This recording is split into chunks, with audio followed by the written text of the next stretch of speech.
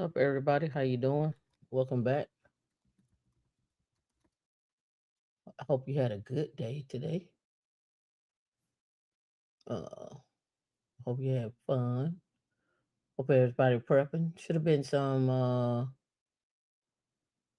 some brunches today. Some food. Everybody should have had a little pre-Christmas dinner, pre-holiday festivities. Hope you enjoyed yourself. Welcome Cole and Evelyn. Mayette. Done watch. Shahid, what's going on? I was trying to see what kind of reactions we get at night versus us going live during the daytime. See what we see how people are after you've settled down and got out there in them streets. See what's happening out there. See what's going on in the world. Any wins this week? Anybody got any wins? It's the it's the final stretch. Any wins this week? We're in the final stretch. We should be having some wins. Oh snap! Somebody like at night is where it's at. I know people get up and run errands, can catch the playback, but just trying something different. See what kind of fun we can have tonight. I have a couple of things already queued up, but uh, we're gonna we're gonna see what's happening. See what y'all think about these things. Let me get my stuff ready to go. I don't think you can hear on this tab. But I'm gonna try and see. Hold on. Let me see. Turn it up. Let me know if you yeah, I hear that. I figured that because I didn't turn on the sound on that one, which is fine. Because I was wondering if that caused the echo last week. Uh, so I was like, let me not turn that on. But that's okay. I have another tab we can use. It's all good. I got another browser to use. You have to turn them on. Um, for whatever reason, StreamYard, like for Chrome, you have to turn it on, but by default, Safari is you can hear Safari by default. Is on the structure. So it is what it is. It's all good. All right. So let's huh? Yeah, I figured you heard that one because that's in Safari. In Chrome, I have to turn it on before I share. All right, so a couple of things. It's the end of the year. For those that are working on your certification, go ahead and keep working on your certification. For those of you that are looking out to see what's happening next year, what's going to be safe next year, what certification should I get, where should I be putting my money, this, that, and other. I got a couple of things I want to talk about um as well on some things I've thought about this myself, but we're gonna get into cars uh right now. Hold on, let me pull them up, and then we're gonna talk about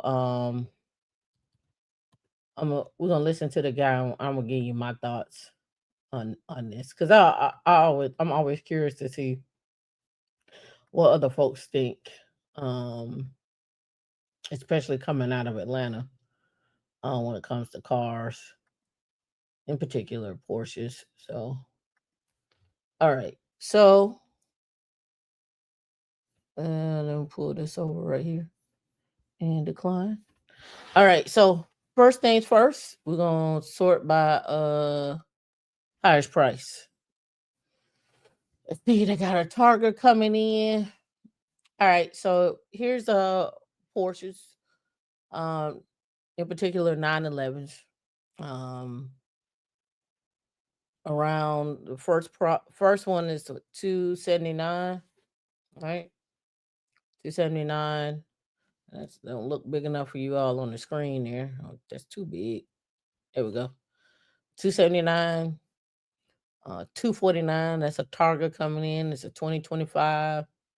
This was a Carrera GTS, and that's 213, 179, 202. That's a GT 4 RS. Mm, I would say get that. But why am I showing you this? Well, I wanted to see what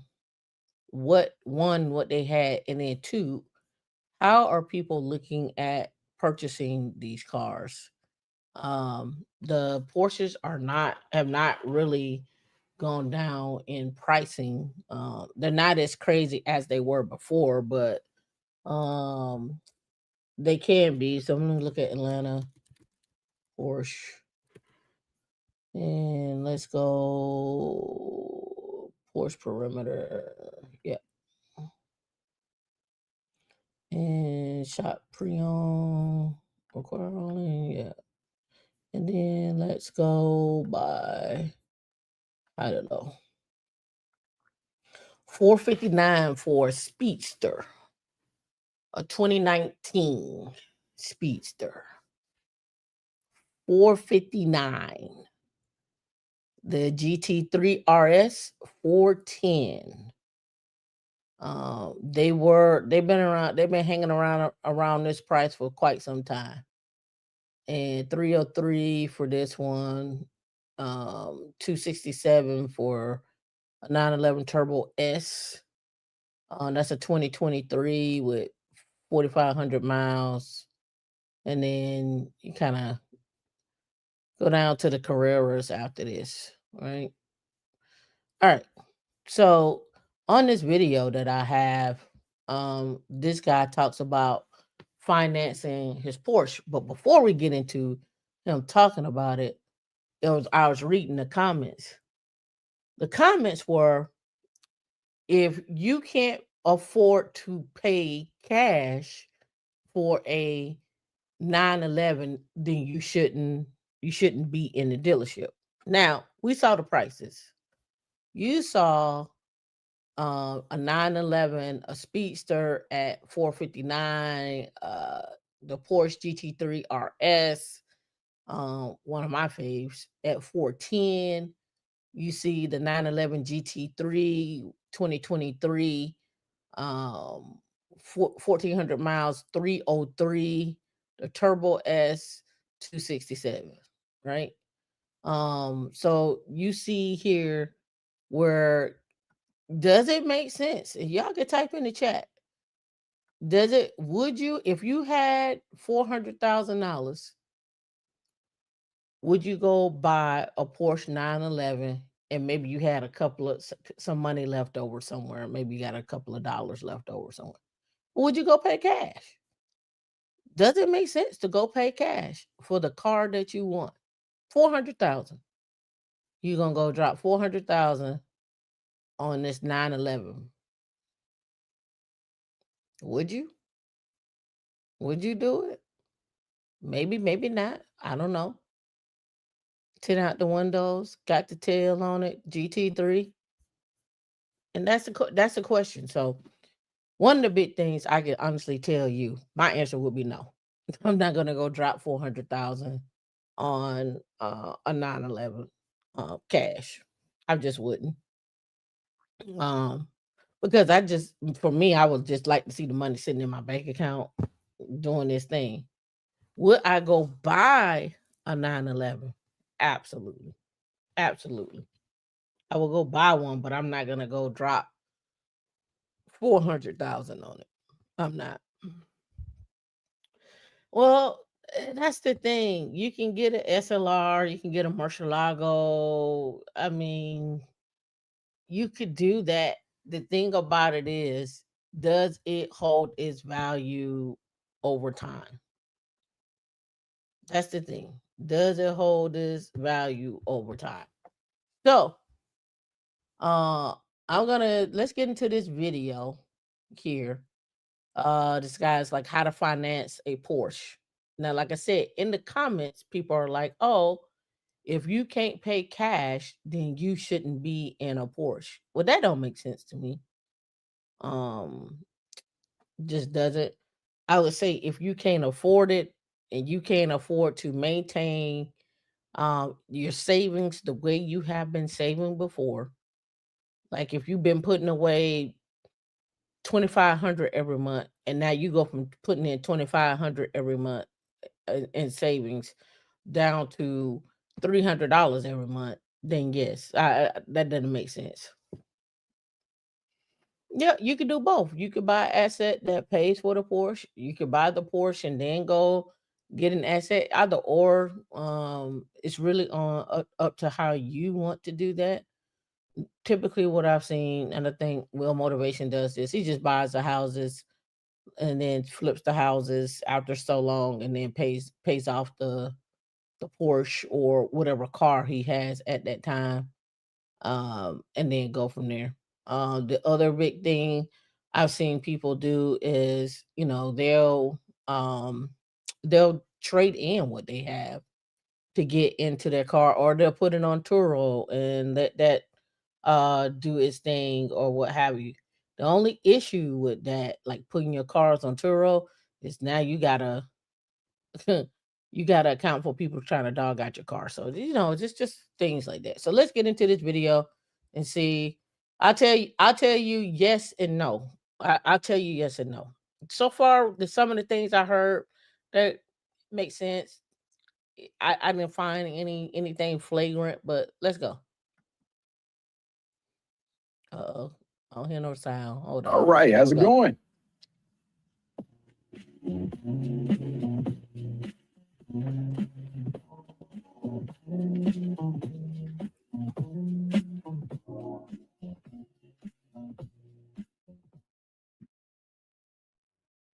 And let me know if y'all can hear this or not. Greetings, Downpipe community. Thanks again for joining us. Today, I am here at Atlanta Porsche Northwest in Atlanta, Georgia. And my guest today that I have is the finance manager, Rick Robbins. Rick, appreciate you taking the time. Nice to meet you. And Nice to meet you. talking with us today. Absolutely. So, Rick, what's your background? So I'm from Charlotte, North Carolina. I moved to Atlanta in 2007. I've been in the automotive industry since 2007. Okay. I've been here since then. I was with Mercedes, Mercedes for 12 years. Learned almost all the nuts and bolts of the automotive business with Mercedes. Excelled in a few different positions. Left there in 2018. Came here with Hennessy in 2018, my apologies.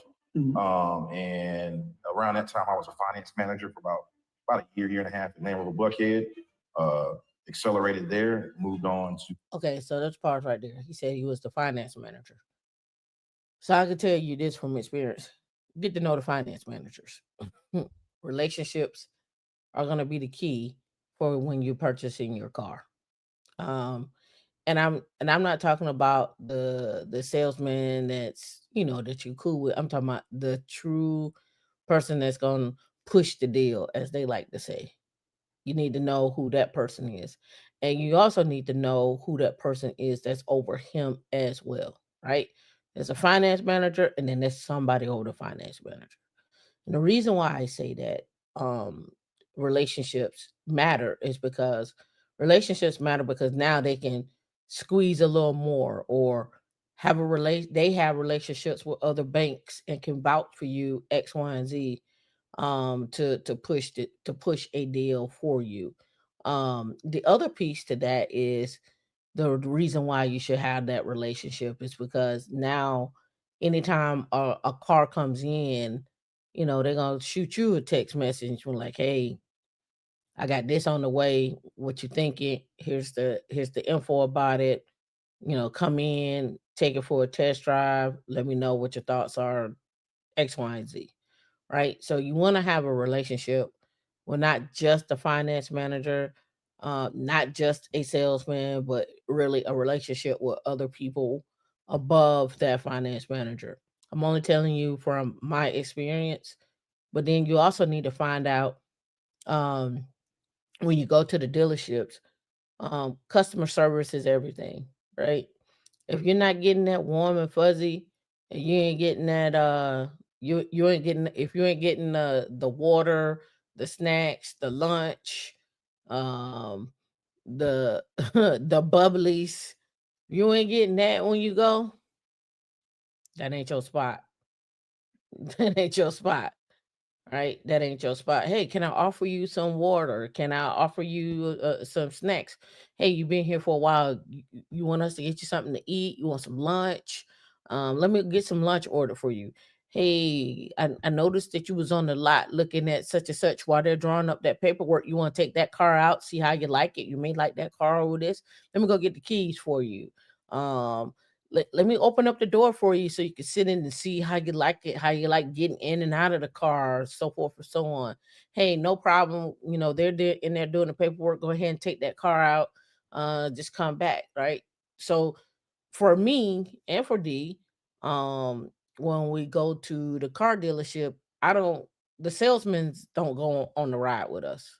That's not they don't do that. They be like, we put a tag on there, take that car. You want to keep it for the night? You want to keep it for a couple of days? What are your thoughts? Relationships. That's all I'm saying. So work on having relationships. Now, is the other part of this relationship. Having those relationships are also another way to have relationships to people who are doing what you do in terms of financial and more. And also those are people that you can end up being in circles with that have ability to say, hey, we're looking to sell a business, or we're looking to have someone come in and do XYZ in the business, or hey, we got a party that we're having. It'd be great to have you at the party so you can mingle. It's just one of those things. It's just how you build relationships, right? So it's not just having getting the car, it's the relationship that you work on to craft that while you as you get the car, right? Lambert with Net as finance director there. Okay. Was there for about 5 years. I really, really wanted to get back into German engineering. Okay. And this was a new point that was literally right around the corner from my house. Oh, that's And perfect. I said, this is an opportunity for me to get back in the door with German engineering. So here I am today now, the finance director here at Porsche Northwest. All right. That's awesome, man. Absolutely, That's awesome. absolutely. Yeah. So what I want to chat with you about. So I'm sure you probably see it all the time. Um, you got the person that comes in and they want the 911.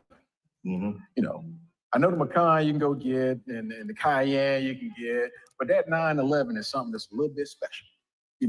Not it's not a everyday car. I know you got to get the allocation and everything. So for a person that's coming in here and they want to, let's say, they're ready to get that 911. What are some things you would say? What are the basics? Like you got to come in here with this first. Well, from a finance perspective, there's a few things that obviously you need that. Okay. Looking, we do ask that, in some instances, hey, look, can you maybe finance with us? Can you do that with us to not only help us with, All right, so let's get real on these real quick, right? So your job and your length of time at that job really determines what that finance manager can and cannot do with you, and and um what how much you got to put down, right?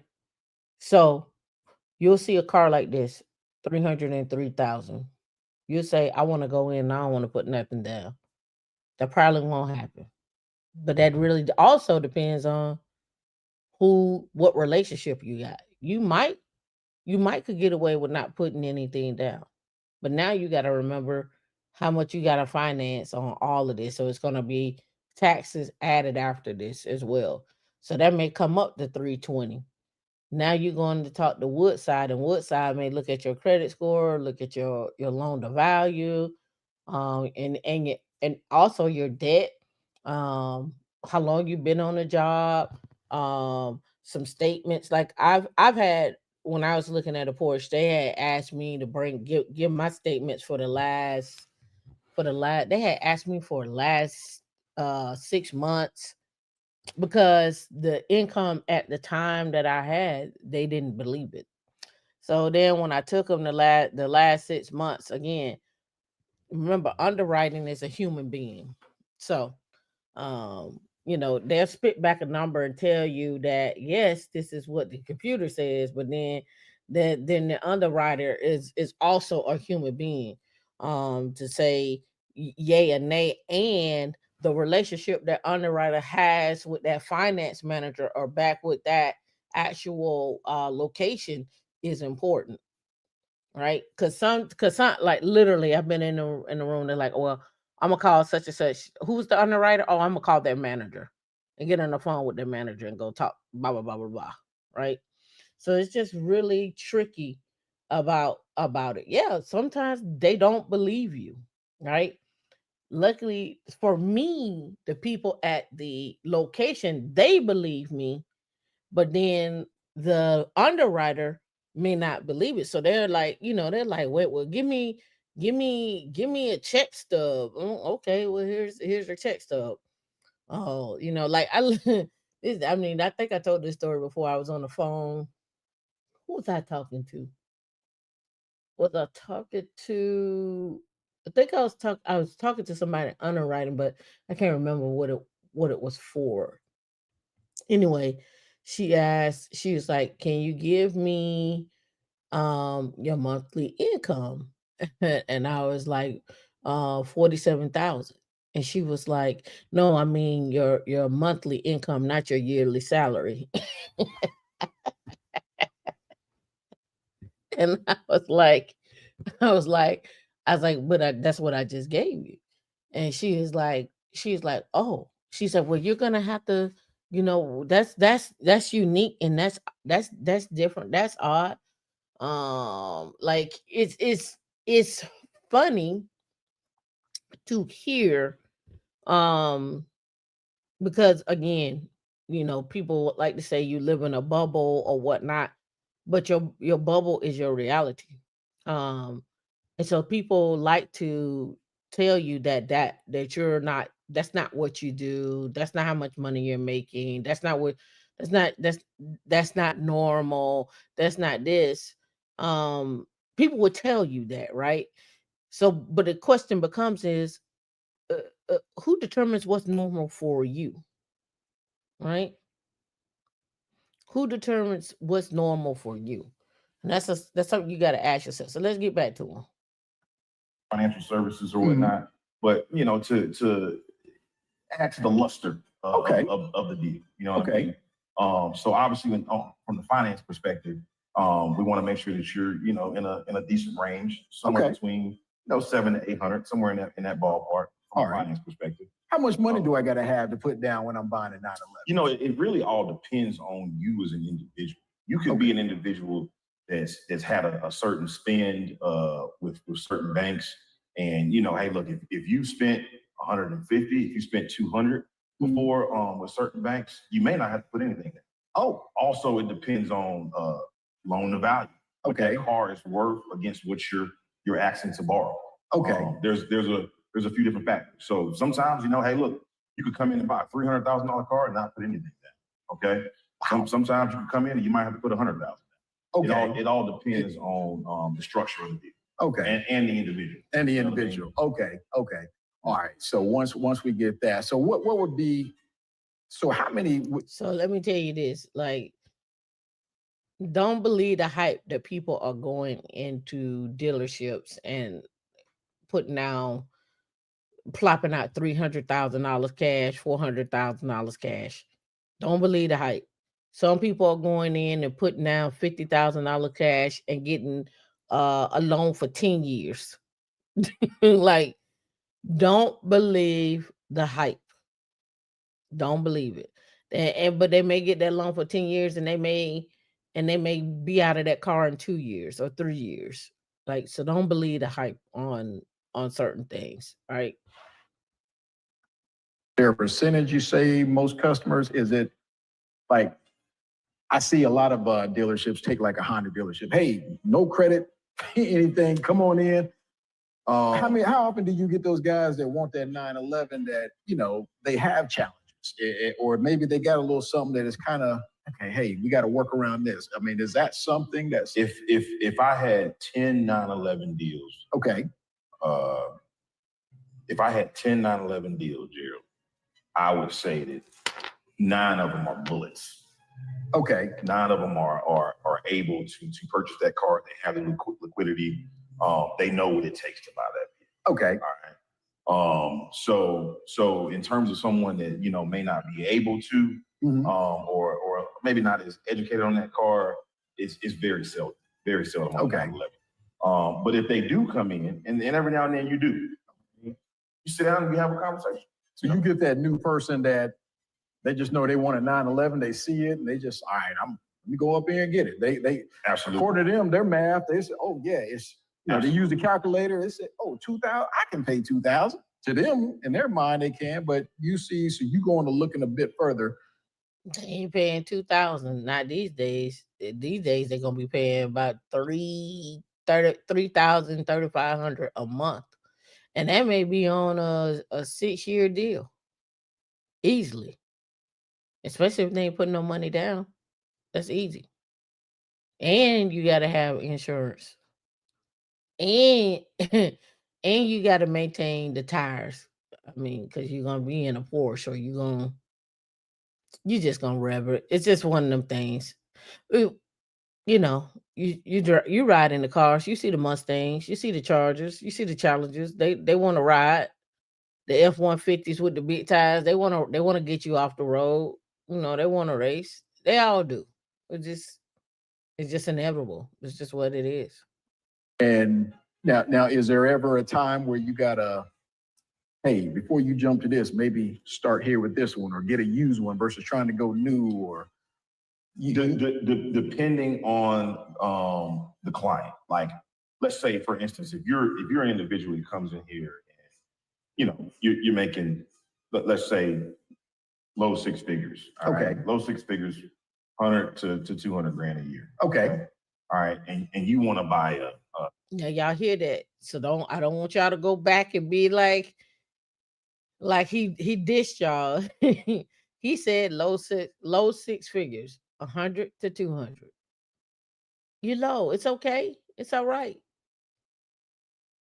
He said it. Low six figures, right? 100 to 200. GT3 RS that may be available. All right. Okay. On the showroom floor. Okay. That's gonna run about 300. Yeah, that's right? a $300,000. Okay. Car. So that's just gonna take some basic mathematics. All right. You know what I'm saying? My debt to income, all right? That's my true. payment to income ain't gonna make a lot of sense. You know what I'm saying? So you got to kind of break that down to them and let them know, hey, look, if we're looking at a car like this, I know that you might be able to make that payment for 3 to 6 months, but can you make it for the whole 72? You know what I mean? Gotcha. You know what I mean? He jumped out there and said 72, right? He didn't even waste no time with 48 months. He ain't waste no time with 60 months. He just immediately went out there to 72, right? Because most people try to stretch that finance out to make those payments lower, but you're just increasing the time. So that's why you got to either put something down or have a trade in or something of that nature. That's what I'm saying. Like people be thinking I'm crazy when I'm talking about 100 to 200. I'm like, I just want you to get 200. He already said it's low six figures. Like I said, like when you're in these conversations and you're talking about 100,000 to 200,000 and you're at a dealership, that's nothing. Like that's that's pennies on the dollar. They're looking at that like, yeah, we'll put you in a Cayman, or yeah, we'll put you in a 718 Boxster. You can walk out here with a 718 Boxster. You can walk out here with a convertible Boxster. I get you in the 718. Yeah, you ain't gonna getting you in the 911 new. Now you might have to go use. You might have to go use. Yep, dealerships making car purchases seem like home purchase. They are. They are home purchases 279, 300,000, 400,000 is a house. It's literally a house. Banks now are tightening down, so they want to see liquidity.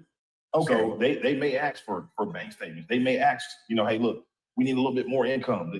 Can he prove more? Can he put himself in a position to hold on to this kind of debt for this long period of time? Okay.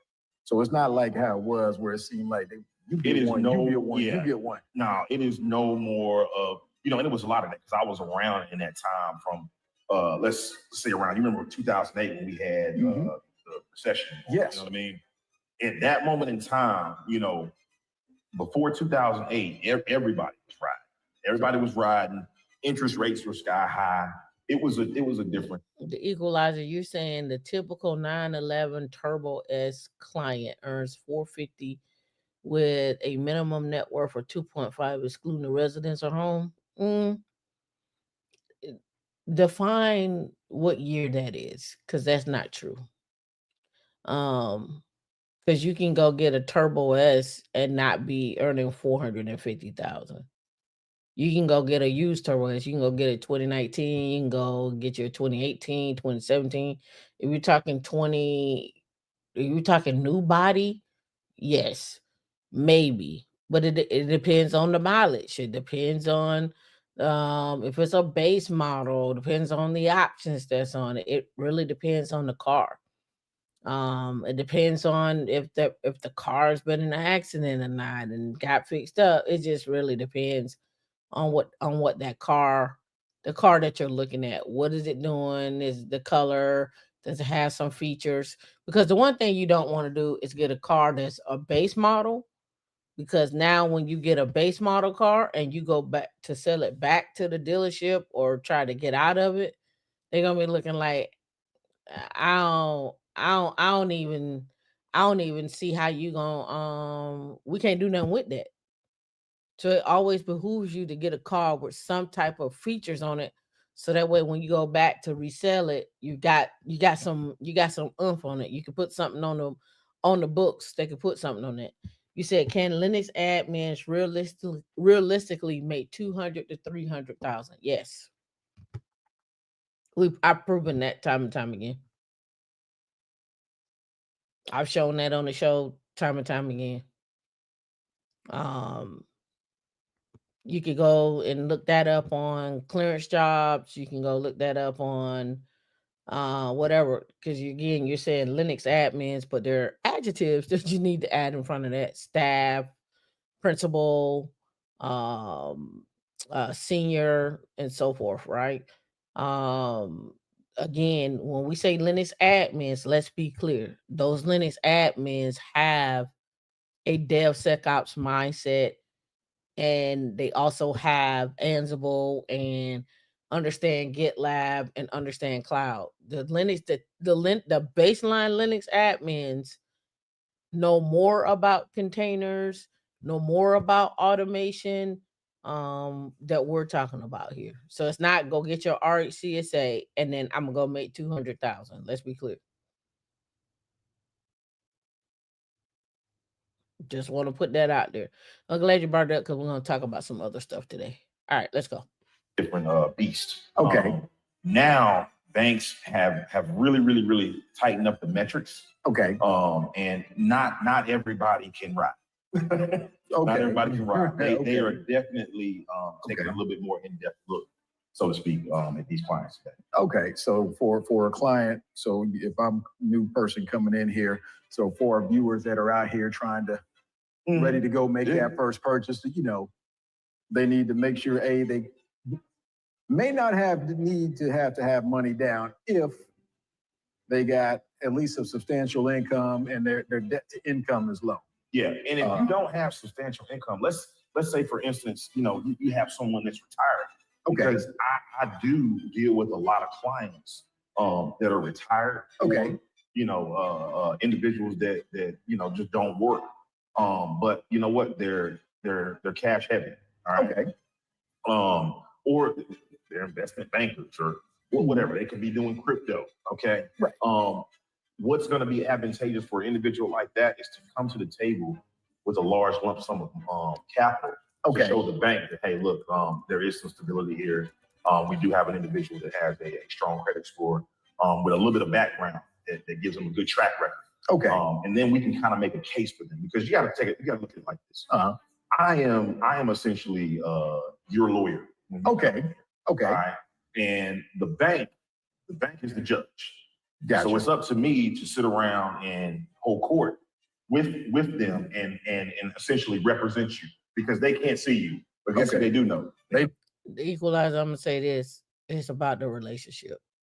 That 450 that you're talking about is possibly someone walking in, maybe a new car, a new 911 Turbo S. But I don't know more. I don't know too many people that's walking in and grabbing 911 Turbo S's new. Used, yes. And when I say used, I mean like 2017 to 2020. If they go in 2023, 2024, good luck. And that's around about from 190 to 220, 230. They'll get in that car. They'll get in that car. They'll push that deal. Depending on his or her debt ratio, but they'll push that deal. Okay. You know what I mean? And the bank does really depend on relationships with their dealerships and their individuals inside of these dealerships. You know, they want to know that they're dealing with, you know, upstanding individuals that know how to read credit, to read individuals.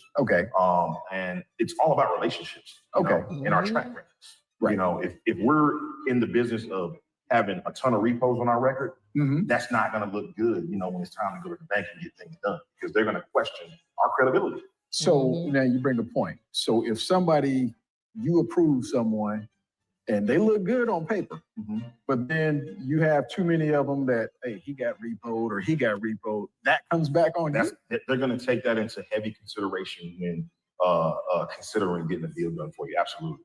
A bank is going to definitely. And also your work history. Anything that you can put up there to show numbers.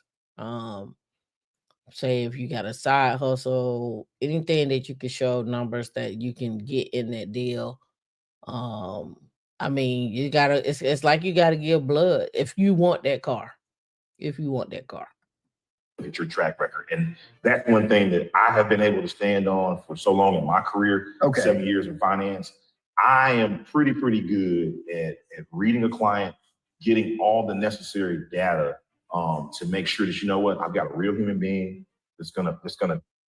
Yeah, you said bank dealership. Yeah, 2 years tax return. Sometimes they'll want your banking statements for the last 6 months.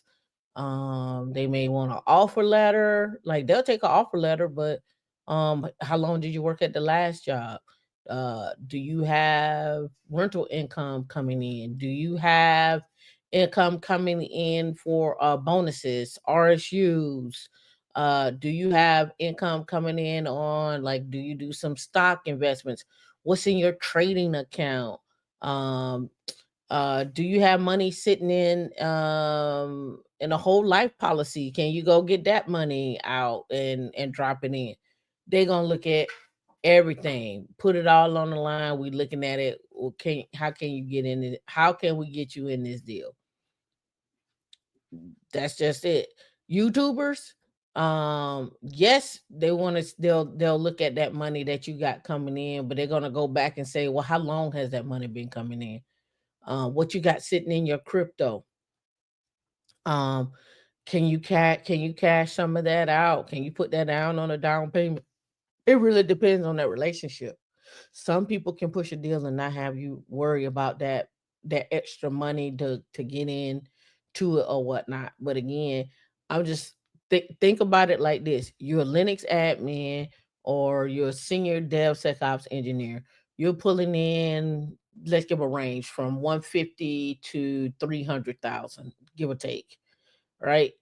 So you may walk into a dealership and you may be living in an apartment or living in a house, whatever, paying, let's say your housing is 1,500 to 1,800. You're single, you don't have any kids, you got your cell phone, you got your trading accounts, you're maxing out your 401k, you're doing all these things, so forth and so on. You go on trips, you go on a couple of dates, this, that, and other, and whatnot. You saving up for a house, whenever that happens, or what have you. You probably need to be in a house if you're at 250 to 300,000. And the only reason why you need to have some type of write off, or somewhere where you can get some kind of tax shelter, or got a business or something, because they're going to eat you up, right?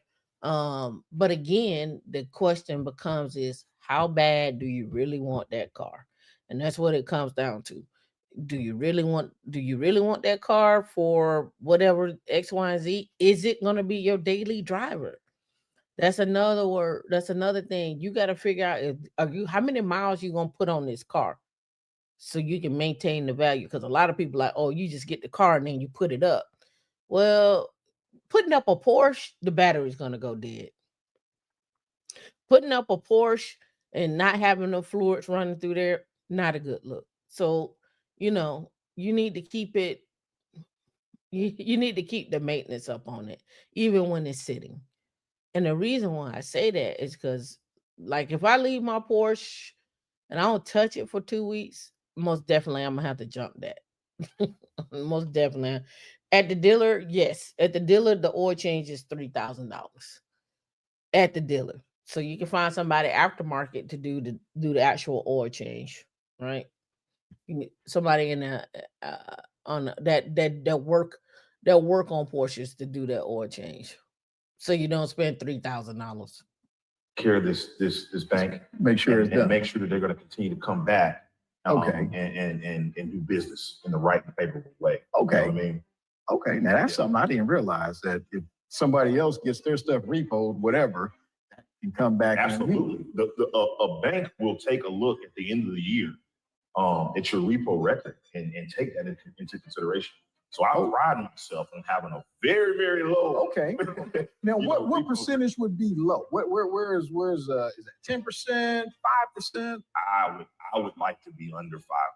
Under 5%. Yeah. Okay. If probably even lower than that. Let's say 2 to 3. Oh, wow. Okay. Yeah, because if you're selling 100 cars a month, and that's 1,200 cars a year, you don't want 120 cars to get repo. Oh, that's okay. Or first payment defaults. Okay. Right. You may want to see maybe one a quarter.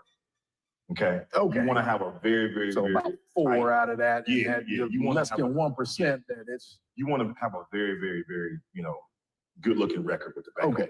Absolutely. Now, how many banks do you work with? On a Right now, I have about 10 to 12 banks. Yeah. Okay. And All right, so he got 10 or 12 banks. There's some of them that is the other thing too, right? So when you guys go get these cars and you sign the paperwork for them to run your credit, they may run your credit across 12 dealerships. So you need to ask, like, who got the best rates right now before they run your credit. So that way, hey, go with them, so I don't have that many dings across my credit, right? Just letting you know, because they may run you across the board. And they could tell you, hey, well, we've been seeing rates around 5-6 over here. We've been seeing them around about 6 or 7 over here. We've been seeing about 5.25 over here. Look like you got a relationship with this one over here. We'll go with somebody you've used before. Let's run you through there, and go from there. Do they care if someone just buys outright? No, they don't care. They don't care. But it's on you to negotiate everything you want before you let them know you coming in with cash. You better ask for all the things. If you need a sun visor, you better ask for it before. You need a wrap or something, you need PPF, you need whatever, you better ask. You better see what you can get out the deal before you cut them the check. One real Michelin Pilot Sport Cup 2R tire for Turbo S is 828 estimated tire wear 15,000. Yeah, that's fine. No, no, I just changed my tires. I've had my tires on there for like 3 years. I just changed my tires this year. We actually have a deck of cars that can cater to all individuals. Okay. From a 500 credit score all the way up to an 875 beacon score. There's a ton of individual banks that I deal with. I deal with everybody. It's a large spectrum. If you're walking in with a 500 credit score and you're trying to buy a $300,000 car, you better have $100,000 cash. And be willing to probably come up with more. They probably won't finance you over 100,000. They'll probably ask you for 200,000 cash. Because then you start getting into jumbo loans. Now you start getting into jumbo loans, and now you gotta go talk to Woodside, and Woodside, they want to see some money. They want to see you come to the table. They want you to have some skin in the game.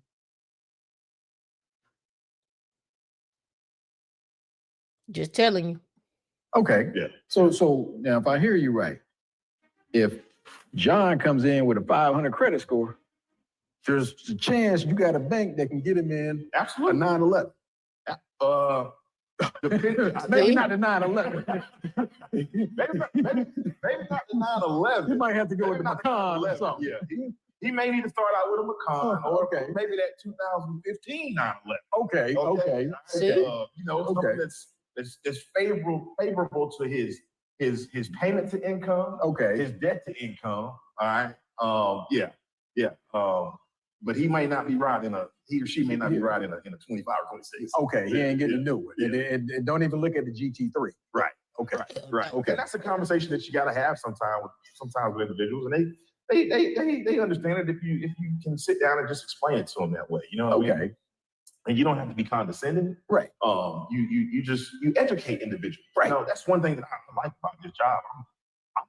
Now, I'm going to stop it right there. You guys can watch the rest of it. But I just wanted to point out to you all, like, your income matters.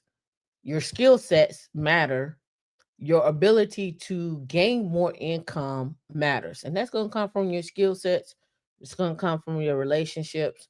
So if you're talking about you want to go out and buy one of these expensive cars, that's what it's going to take. So let me pull this up for you all.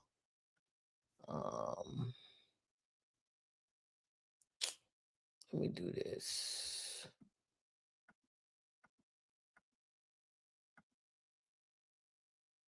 So pull her up. She was nice. I took her out. She was nice. It's a 2025. It's an AMG G63. It don't have as many horsepower as mine, but she was nice. She got up. She did her thing. Guy turned it in. He didn't want it anymore. He wanted a different car. So I think it's got like 4,000 miles on it. But it was nice. Now, would I buy it right now? No. Why? Because it's a 2025 AMG. I want to buy a 2025 AMG because the depreciation isn't gone out of that yet. I need for the depreciation to be gone. So if in my shoes, I'm gonna come down here and look at. See, there's a 2023. I would look at something like this one, a 2022, because we're going into 2026. Got 4 years gone. We got some depreciation out of it. That's what I would be looking at. It's a G63. Looks nice on the inside.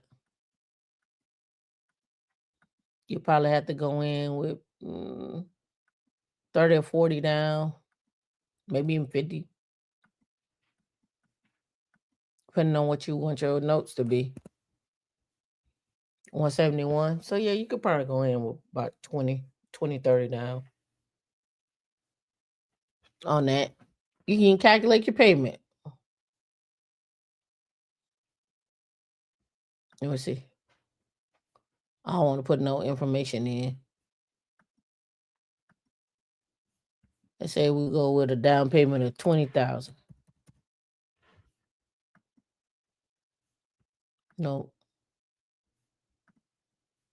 No. No. We'll go with 800. Nope. I didn't want to put my information in there. I figured it was going to do that. So you can kind of guess if you're doing 20 down, it's going to bring you down to 150. They're going to finance it. It's going to come back up to 160. So you probably have a payment around about 25 to 2,700 on this easily. And that's just on, and it's got 11,000 miles on it. That's pretty good. And that's easy for 2022. So imagine what that's gonna look like for 2025 when we're sitting up here at 217. Again, you want all the depreciation gone, especially when we're talking about an AMG. Just letting you know. All right, so that's that one. So then let's go with this one here. Some things I've been thinking about here. Let me keep that and put that over here. All right, so this right here. I've been seeing a lot of this lately. A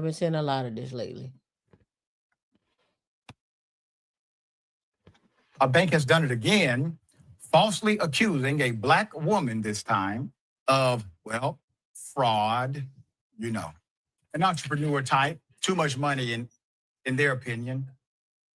Let's go to it. On the day before Thanksgiving, I went to the Ameris Bank on Windward Parkway in Alpharetta, Georgia, just to get a new debit card. The woman, actually, she tries to help me or whatever.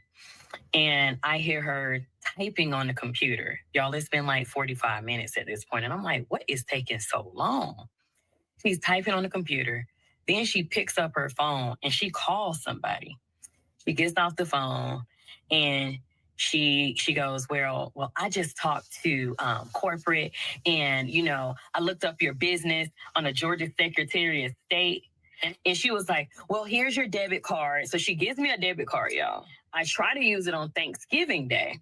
And I noticed that the debit card wasn't working. So I said, okay, next week when I get some time, I'm going to go back to the bank. I told them what happened and they were like, yeah, no, that's not protocol. And then they were like, okay, well, we can get you a debit card. It should only take like 10 minutes. He went and got his manager. I hear his manager say, did they freeze her account? We got more to the story. Put it up full mass.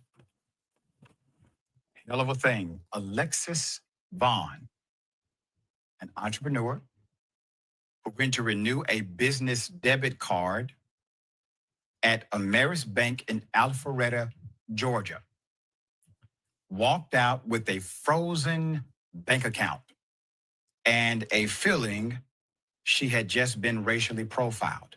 Now, I want to remind everyone, she went in to renew an existing business debit card. Routine, normative procedure. There's a protocol for this, and it doesn't require freezing the account, obviously. There's more.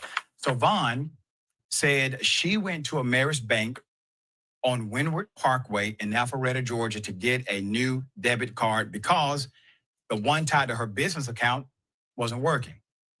After waiting for some time, she checked in with the teller, who told her she contacted corporate and looked up her business on the Secretary of State's website. Not sure why that was the protocol. Vaughn said her business have never been looked up on the Secretary of State's website while banking, and said when she posed the question to the teller, why she was looking up the business The teller never answered. After about 45 minutes, she left the bank, debit card in hand. I did call my husband and I said, honey, I think I might have been racially profiled. And this happens often. But my point, there's another video out there. And I gotta find it, where a family had been putting money into the bank for years. And I guess they might have had a business. Either way it go, they had money in a safety deposit box. And they had $800 million in a safety deposit box. And the FBI came and seized all their money. And didn't have any reason to seize it. And then when they had to go to court to fight to get it back, they didn't get all their money.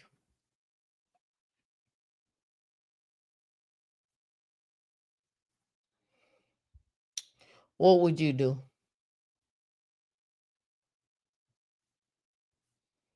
So they season um safety deposit boxes. They freezing accounts. Where do you put your money at? Where do you put your money at? Because I've been thinking about this for a while. I'm like, do you take your money and spread it out? Saying you only FDIC approved up to what, 250? I think they might have raised that now.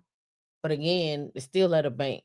Do you put your money in a brokerage account? Again, still with some banking institution. Do you put your money in, maybe you have a whole life policy? Do you put your money in a whole life policy? And put it with an insurance company, all right? Because now you have an insurance company, because you know somebody like New York Life or Mass Mutual have been around forever. So do you do that? What do you do with your money? Yes, you could put it in trust, but that trust has to have some institution under that. Where are you putting your money at? And I'm bringing this up because as you guys start to um collect assets and wealth, you need to think about these things. You need to think about these things. You need to think about, does it make sense to have your money, um, all your money in Fidelity? Does it make sense to have all your money in Merrill Lynch? Does it make sense to have all your money in Chase? And we've heard the rumors about Chase. We've heard the rumors about Wells Fargo. Where do you put your money at? Is the question. And is your money safe in these institutions? That's the thing, right?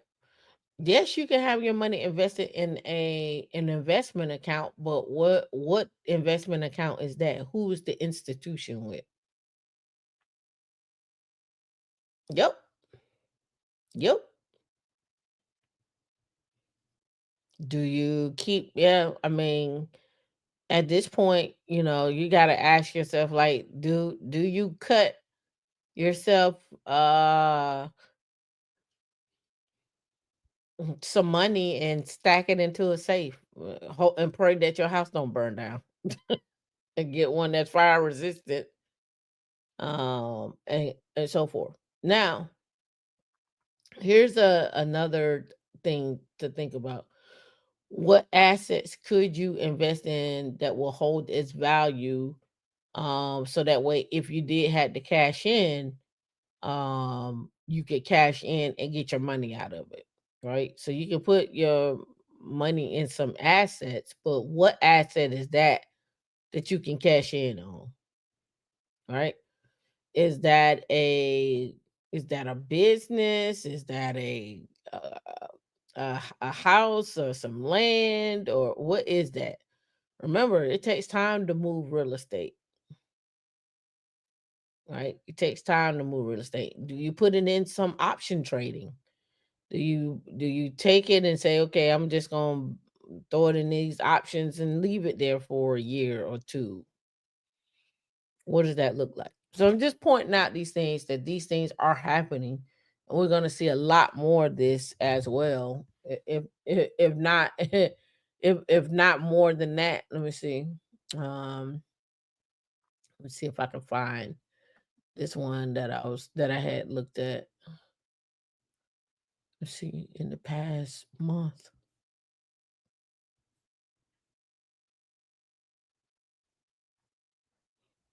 800 million.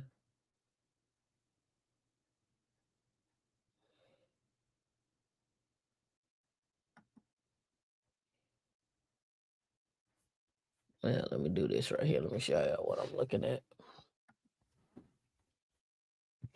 Mm-mm-mm. Mm. All right, let's see. This right here. Um, the IRS reports 16% surge in financial crimes, and it's up to 10.6 billion in a year.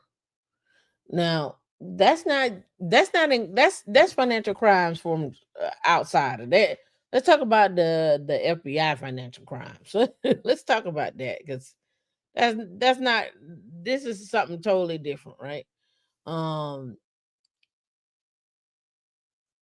I think, and I will have to do my research on this, so don't don't kill me for this. I think some of this can be held in some of this can be held in like some type of and I really hate to say the word, but some type of an annuity where you just slap some money in there again. I'm not saying it's the best option. I'm just saying it's an option. Of course you can't get to it quick, but again, I'm just thinking of other ways that you can have some money saved up somewhere and not get it seized. I've never heard the FBI seize your insurance policy. And maybe they have. Let's look and see. Let's go here. Can the FBI seize an insurance account? I've never seen that. Yes, but under specific orders, they could seize or freeze insurance account. The FBI cannot take an insurance account at will. They must have under a court order or warrant, so forth. So the cash value. If someone is convicted of certain crimes, assets tied to it. Yeah, but I mean, I'm just talking about just freezing the FBI may freeze insurance related accounts during an investigation to prevent funds from being moved. Usually they cannot seize it if the insurance account is legitimately funded. There's no link to criminal activity. Is protected beneficiary parent cannot not connected to a crime without judicial oversight. Right. I'm just looking at ways that you could utilize something. Thoughts of a Wi-Fi? How you doing? Yep. So Tiff, you said gift cards. I hope they don't expire. You said keep percent of your net worth in gold and silver. Yes. Companies like Brinks operate outside the federal jurisdiction. If the bank shut down, your assets are in a bank. You can use Brinks. Yes, but I'm looking at what most people are not gonna not use a bank, not using some way to house it, right? And so that's just what my thoughts are there. That's just my thoughts. All right, let's go. Here we're going over to China. I've been reading up on a lot of stuff happening out of China. So here we go.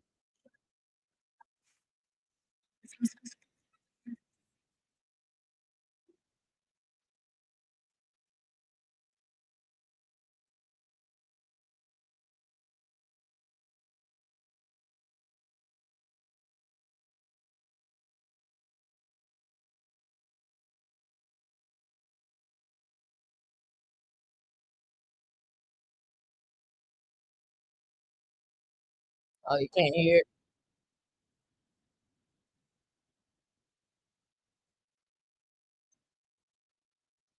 Let's see. Said the black man.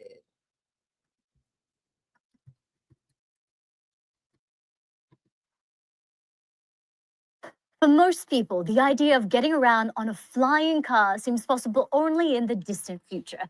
But in China, that reality may not be so far away. The government is encouraging the growth of what it calls the low altitude economy, aircraft that fly below 1,000 meters. This EHang electric vehicle is the first in the world to be certified by a national aviation authority for commercial use. With the gradual popularization of low-altitude flights, this type of air taxi will become widespread. It will become a daily mode of transportation, a lifestyle to enjoy. It takes off and lands vertically, no runway required. And in this case, no pilot. That means I can try it myself.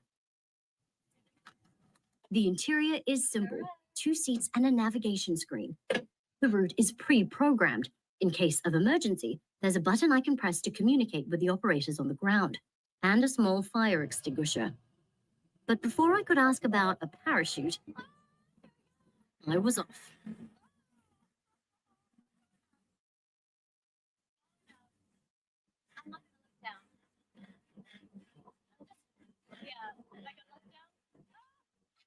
This air taxi can travel at speeds of up to 90 kilometers an hour for 130 kilometers.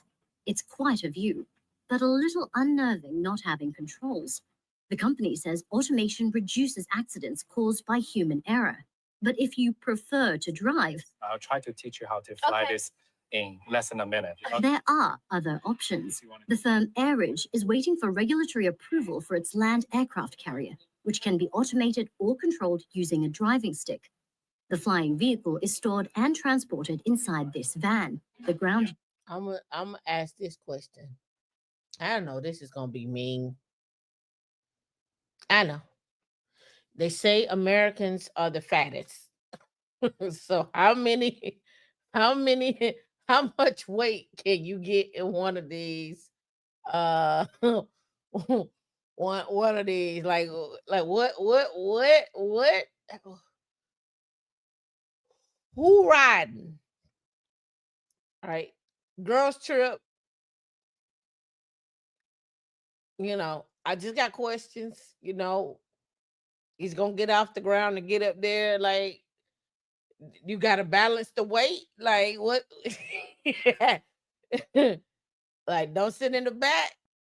Hey, don't ride with us. We're gonna get you in one by yourself. We're gonna get you one by yourself. Just asking. I'm just asking. You know, you get. I mean, how much weight can it hold, and for how long? Yeah, there is a way to buy gold. Yes. You can store it in your own personal parking space.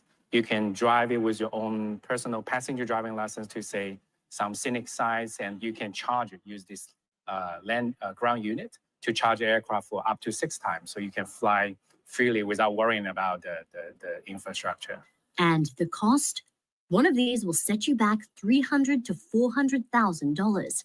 So far, EHang's biggest customers are tourism companies and governments using them for policing and firefighting. But experts say this is just the beginning. As long as you can conquer your fear of heights, the sky's the limit. Katrina Yu, Al Jazeera, Hefei, China. We did it. I did. Flying cars. So again, be on the lookout what's happening overseas, because they're light years ahead of a lot of things that we want to set out and do. All right, so let's go. Let's go here. All right. A New York City grandmother, 86 years old, loses $700,000 savings in a scam. She's suing Bank of America and Merrill Lynch for negligence. So she lost $700,000. She's 86. She's probably not gonna get that money back. Okay. I don't see them coming back with that 700,000. And I hope she wasn't in a retirement facility or anything of that nature and was using that money for living. All right, let's go. All right. The fraud started in August of 2023 as fear dressed up as urgency. Pop-up warnings began flashing across the 86-year-old Nina Mortatelio's computer screen, claiming her bank accounts had been hacked. They did this to my mom. This thing came up and she was like, they say I've been hacked, Tameika. So I called the number. Why? Why did you call the number? Because they had taken it over and they say I gotta give them some money. And then she gave them like the last four digits of her social. I said, why? She said, well, I didn't give them my bank account. I said, don't give them nothing. I'll buy you a new computer. Throw it away. What followed was a months-long tale of manipulation that ultimately drained her of $700,000, her entire life savings. And they're not going to give her that money back. All right, let's go. According to the lawsuit filed against Merrill Lynch and the Manhattan Supreme Court, the Upper East Side resident who suffers from age-related memory loss was persuaded to make series of withdrawals over 9 months, framed as an act of safekeeping. It was uncharacteristic of Mortalitio, I may be screwing up her name, to withdraw so much at once. For over 30 years, her withdrawals never exceeded $5,000. Her niece had even been added as co-trustee in 2022 to provide oversight and financial safeguards. Even though the withdrawals were out of character, the banks never raised a red flag. We're extremely disappointed that the banks have not acted according to the reasonable professional standards. This is from our nephew. We were left with no choice but to bring this lawsuit, which we hope will bring real change to the bank's policies and procedures, lessening the chances of this happening to others. But who's really at fault? It says, according to court documents, she was tricked out into believing her savings were at risk and that the only way to protect them was to convert everything into gold bullion. Over several months, she withdrew $275,000 from Merrill Lynch accounts and wired another $150,000 from her TD bank account to a gold dealer in Texas. The sophisticated scam doesn't just stop there. She mailed a $30,000 check and took out more than $100,000 for her Union Bank of Switzerland accounts as the scammers direction, according to the lawsuit. This thing got over 2,300 comments. These were just withdrawals. They were acts of trust from someone who alleges they have their best interest in mind. That's the power of an imposter scam. A criminal pretends to be someone they are not just long enough to make you feel safe. Then they take everything and the business is booming. A report from the Federal Trade Commission shows impersonation scams are now 4 times more likely to happen than before.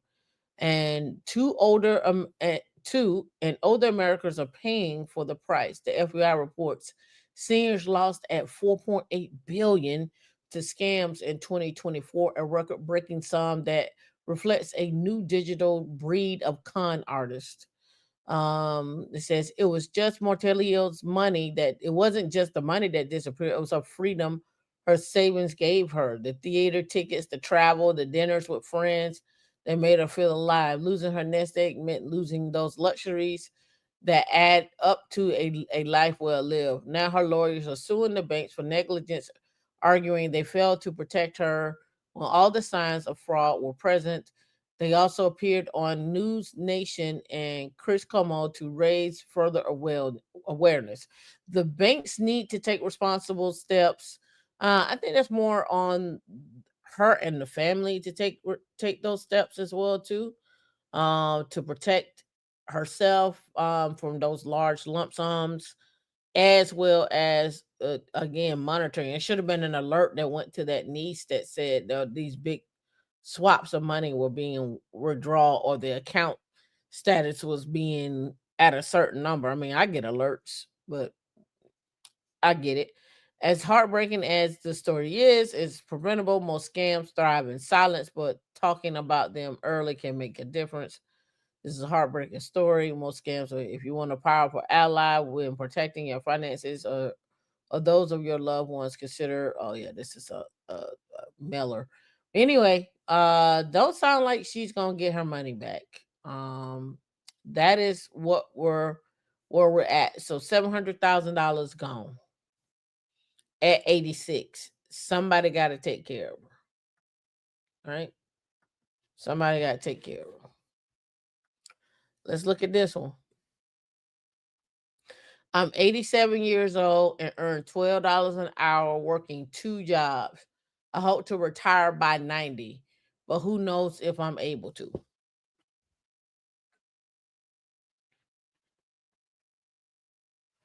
So, she's 87, earns $12 an hour working 2 jobs. She wants to retire by 90. She's not going on trips. She don't have $700,000 saved up. She want to retire by 90. Is this going to be you? Because you too scared to go get a cert. Is this going to be you? Because you won't buckle down and do what you need to do to move forward.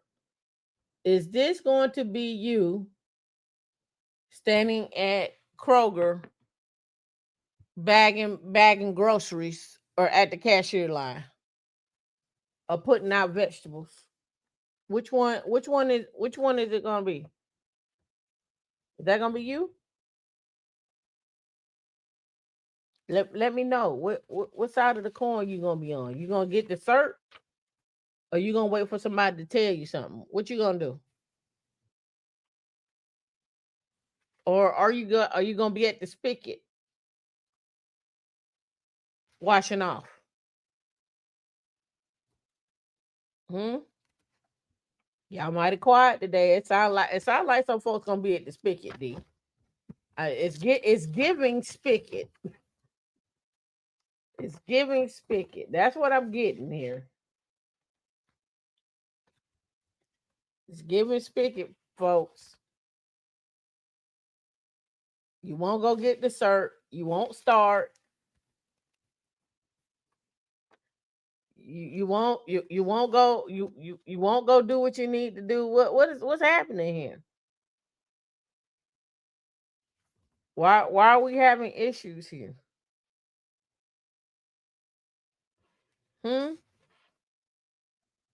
I'm trying to understand.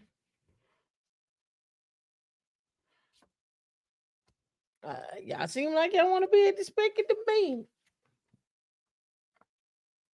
Somebody was talking about buying eight Toyotas. You gonna buy those 8 Toyotas? Y'all gonna live the van life? You gonna be in the van? You gonna move to Honduras, Belize, China, Mexico City, Thailand, South Africa? Don, you gonna be at the spigot? I can see you at the spigot, Don. Talking about this is the natural life. I can see it.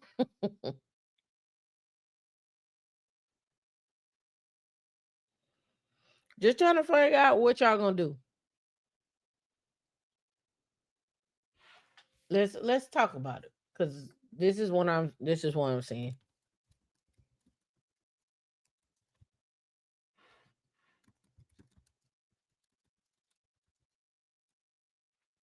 All right. Let's talk about it. The black unemployment rate for men right now is 7.5%, and the black unemployment rate for women is 7.1%. Right? That's what the rate is.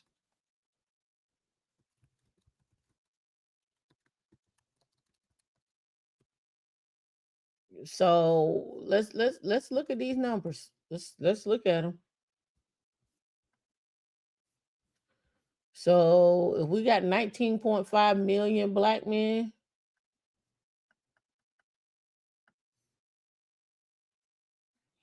And we're saying it's 7.5.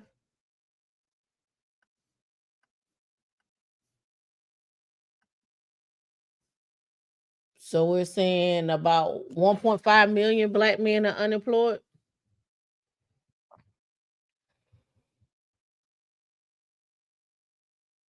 That's what we're saying. Okay. Hold that thought, because y'all are like they're gonna go and get um their HVAC, they're gonna become electricians, they're gonna become all these other things. That's what y'all said, right?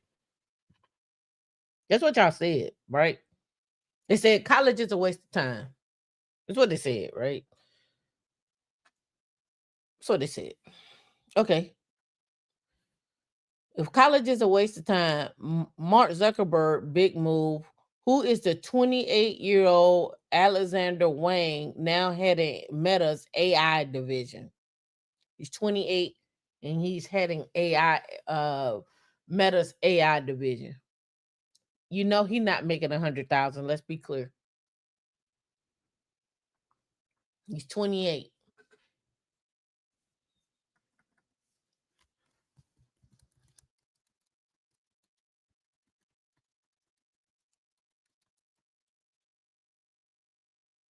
The average median age for black men in the labor force as of 2014 is 39, so about 40 years old. That's the median, not the average. That's the median.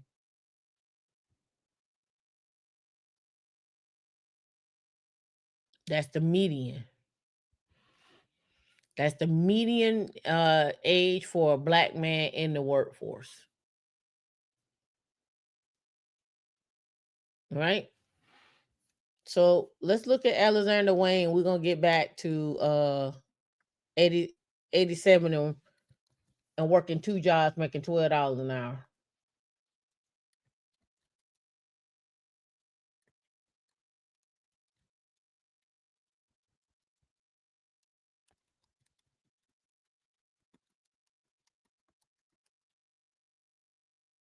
Let's talk about him. He's the chief AI officer at Meta. Let's go on Wikipedia and see what they got for him. Born in 1997, he's an American entrepreneur who has been Meta's chief AI officer since 2025. He's the co-founder and former CEO of Scale AI, an artificial intelligence company with data labeling, large language models, so forth, AI applications. Wayne was born in New Mexico.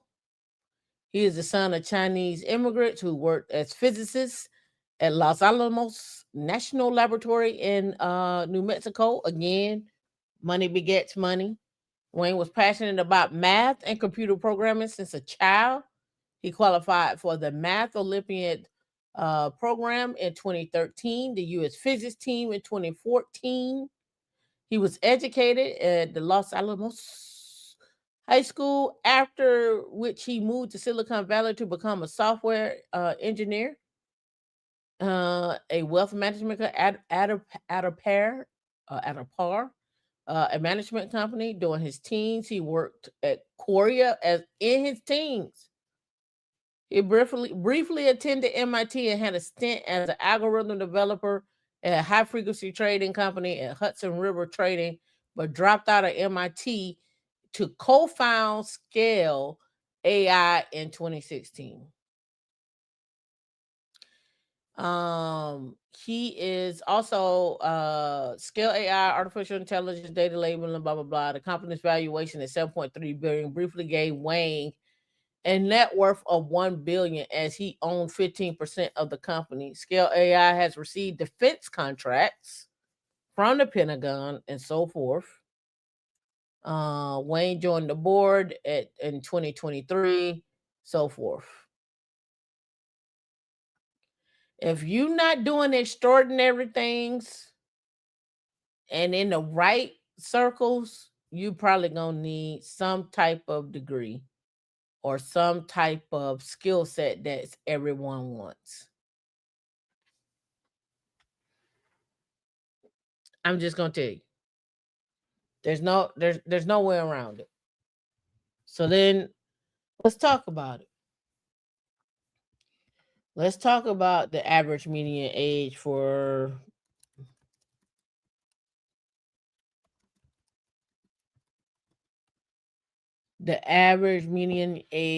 women, for black women. Let me see.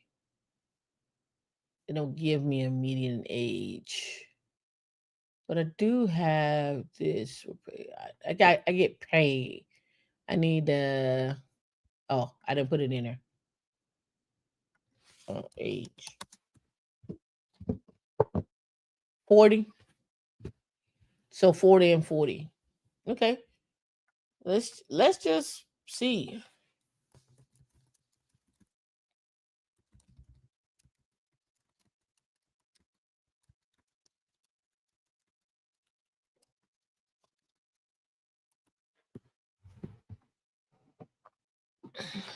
So for black women, it's around 41,000. So the average, it says it varies. So we're talking about 42,000. Black men are probably about 45,000. If that. Yeah, so we got 1053 and 942. That's the average weekly earnings. Right. So we're gonna I always like to do stuff like this in real time. 1053 is the weekly earnings for a black man minus 942. So every week y'all get online and y'all argue over $111 every week. That's really what y'all be arguing about. Black men make more money than black women. It's $111. That's what y'all be arguing about. Men and women. Let's be clear. Meanwhile, back at the ranch, folks is out here getting paid. That's literally what y'all argue over every week is $111 times 12. Let's multiply by that by 12. So y'all literally be arguing over $1,300 a year. That's literally what you argue over.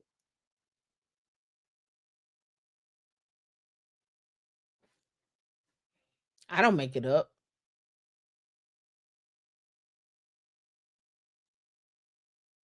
You can literally drive for Uber or work an extra shift and make that $1,300 up. That $111, you can make that up. You can study Linux and probably make that up and switch careers.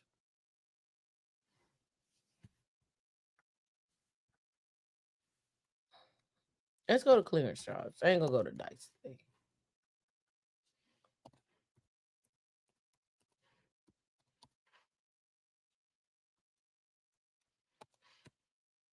I ain't gonna go to dice today. Just type in Linux.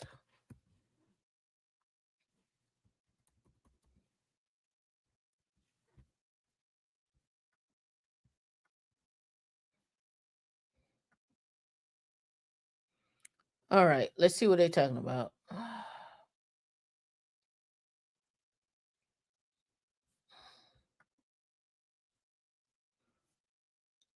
They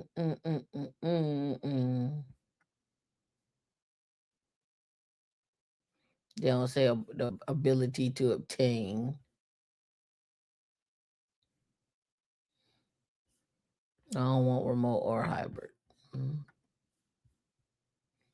This why I do like what you call it. A BS. That's Aurora, Colorado. Let's see. This is on site. American Systems. Let's see if they got. Let's see if they got well, this one worked too. If they got the this a CI with a poly. I just want to see if they got the pay scale in there. Nope. So let's go here.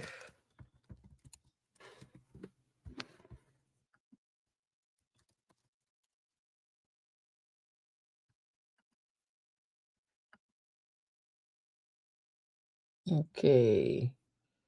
All right. So we got Crane. And then I like to do it like this because y'all was asking, can you make 200,000? Let's see what's out there.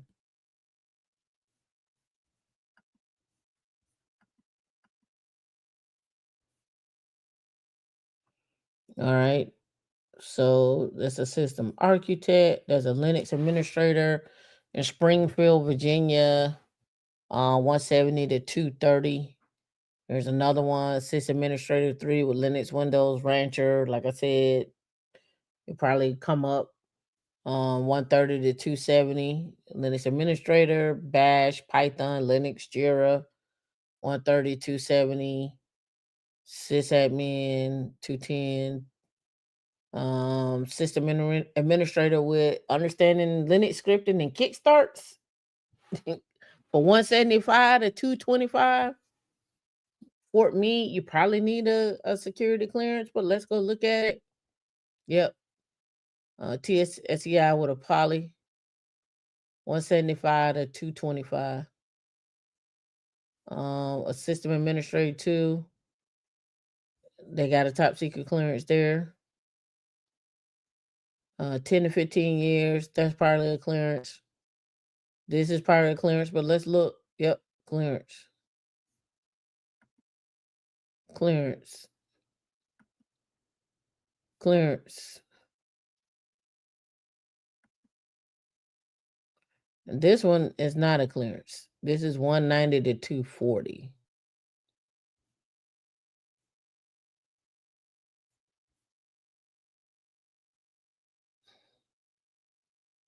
I'm scrolling through.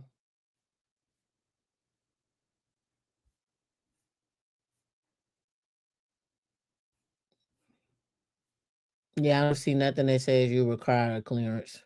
190 to 240. Like I say, on my worst day, on my off day, I'll go back and be a Linux sysadmin.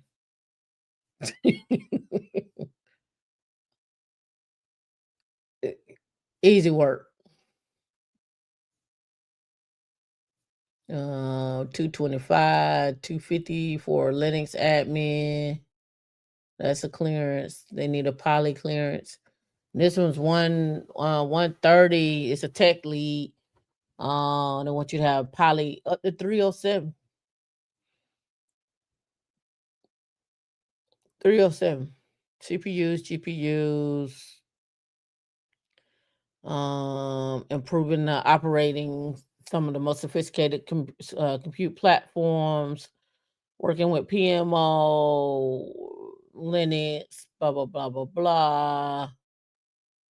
Normal day, HPCU, resources, assessments, ongoing performance analysis, HPC strategy, Kanban, GPU, Linux, Windows, production, track record, partnering with data scientists, experience with ATO process. 138 to 307 annually. So let's go with you are a highly qualified candidate. You understand everything that they got going on. They do require it, but you never know. For the right candidate, they may sponsor. For the right candidate, they may sponsor. So let's go with that 307 right there. Right. Um so that 307, what was it? We'll go with 308. I'll just do it at 308.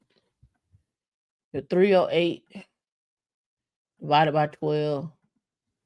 Your gross income is 25,000 a month. That's your gross income.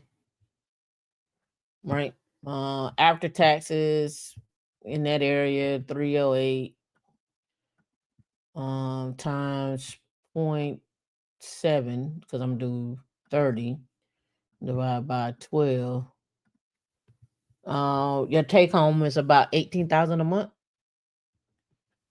And if you divide that by 2, it's about give or take 9,000. Now, what we don't know on this job, um, let me track record. Uh, let's look at this company here. What we don't know is, do they pay hourly? Because if they pay hourly for every hour that you work, you may get paid for every hour that you work. So even though that salary is that, you may get paid hourly for what you work. So let's look at their 401ks and stuff.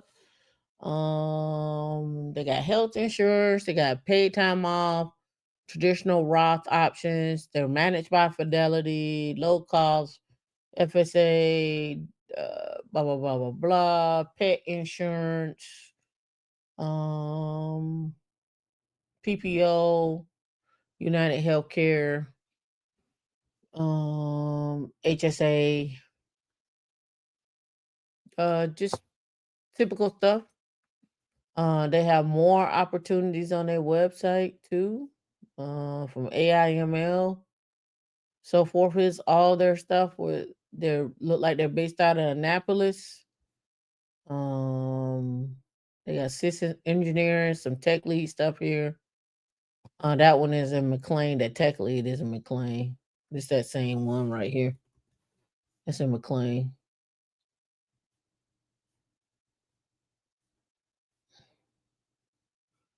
Yeah, that was in McLean. So you too could be the sysadmin, tech lead, whatever the case may be, however you want to slice that up. Right? So yes to the 200. Will overseas Linux jobs be hiring for U.S. government contractors? Yes. Peraton, it will be what I will be looking at. Your Palantils, your Andrils, your your RTX, your Lados, all of them. Yes, the meetups are free to attend. I don't know. Did those numbers sound good? Put a one in the chat and let me know. All right, so let's go here because I think you're gonna ask this. Linux system administrator. Let's do 300. It is one of the wealthiest, but you can make it off of 300,000 up there. I've lived up there, so yeah. So once you get to 300,000 for a Linux administrator, kind of go out. So then that's when you switch over to DevSecOps, and then you do 300,000, and you'll find plenty of DevSecOps for 300,000. Roku 117 to 574, engineering manager at NVIDIA 425. Charles Schwab right here, 280 to 350. Right. So yes, you can find those, right? You can find those. All right. So either you're washing up at the spigot or you are um doing what this young lady is doing. You're 87 and you can't retire until you're 90. So let's get into it.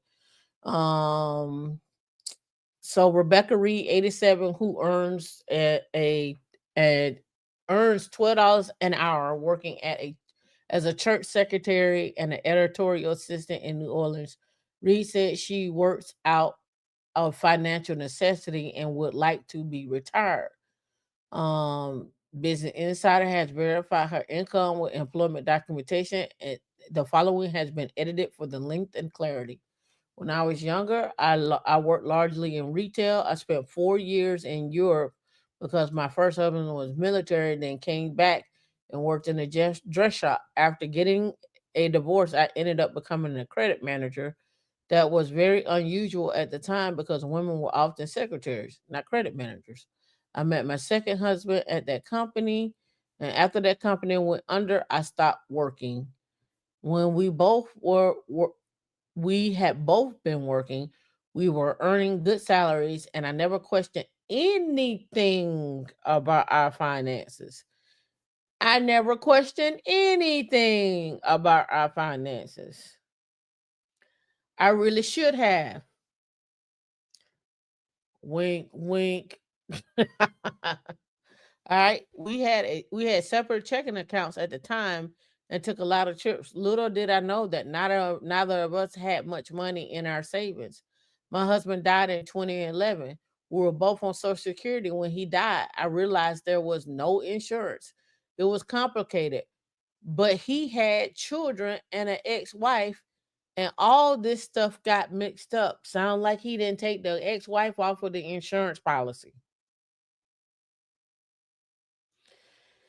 So then she goes on to say, I had to file for bankruptcy soon after because I couldn't pay the bills. My car was falling apart and I had to do everything on my own. There was still a mortgage on the house, which I did not know about. And the note at the time was 1,000 a month. If it hadn't been for my family, I don't know where I would be. I wouldn't have the house for sure because I couldn't afford to have it. I've had two serious car accidents within the past 2 years, and now I have a car note that's choking me to death. I also have a fracture. I also fractured my shoulder in one of the accidents and had to get physical therapy. Otherwise, my health is good. I should probably exercise more and eat better, though. I had to get a job. I asked myself, what am I going to do? I am old. The secretary of the church at the church I go to quit, so I was able to get a job. I work Monday, Wednesday, and Fridays from 8:30 to 2:30. I get paid $12 an hour. Although sometimes my church was the site of filmings during which I made $20 an hour, but that since dried up. The job also doesn't provide insurance, though I have Medicare.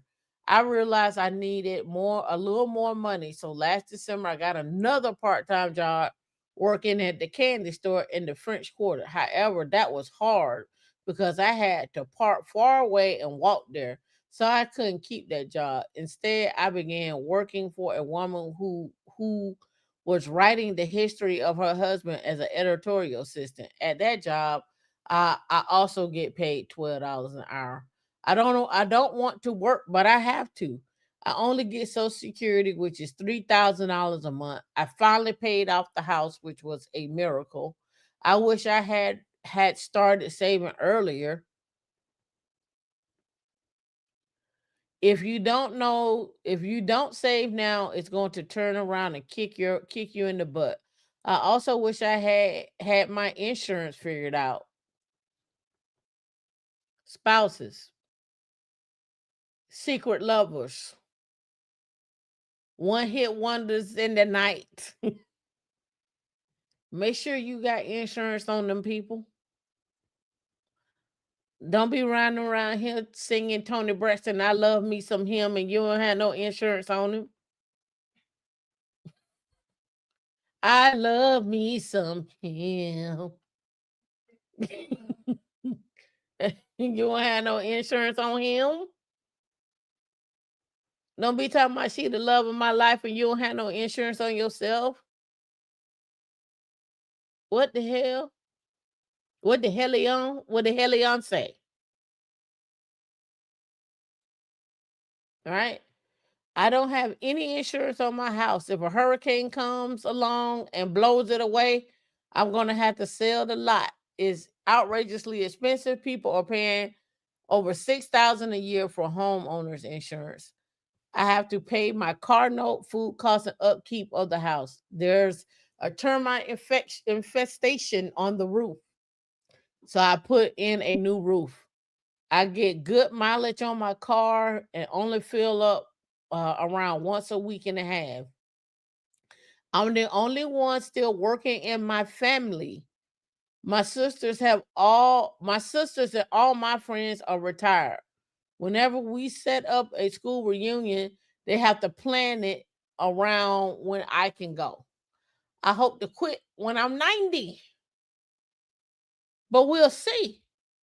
Sometimes I think it might be okay to quit these two jobs and just stay at home. I could tighten up a little more and get rid of the things like Netflix. Why do you have Netflix, Granny? You don't need Netflix.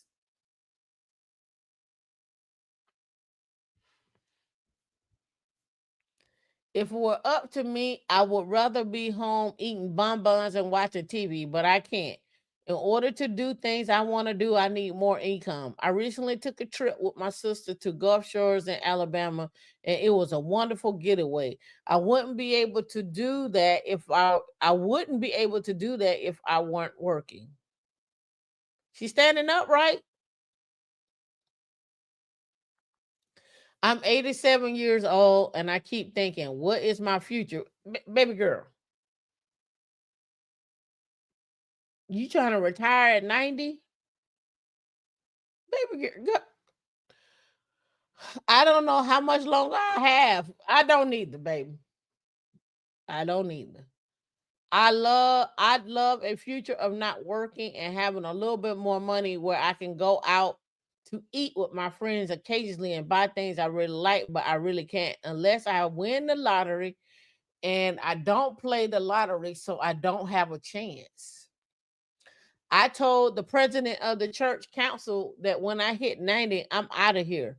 So I have some time for myself. Still, maybe I won't be able to retire. Who knows? This could be you.